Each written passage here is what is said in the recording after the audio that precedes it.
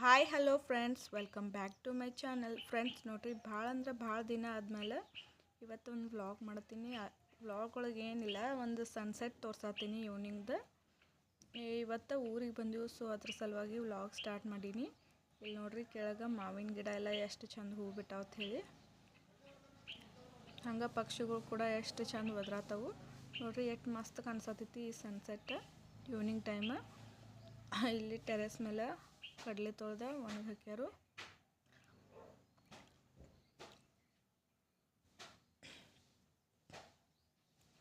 ಹಂಗೆ ನೆಕ್ಸ್ಟ್ ನೋಡ್ರಿ, ಅಲ್ಲಿ ಕೊಬ್ಬರಿ ಒಣಗಿಸಕ್ಕಂತೇಳಿ ಜಾಳ್ಗ್ಯಾಗ ಕೊಬ್ಬರಿನೂ ಹಾಕಿಟ್ಟಾರು.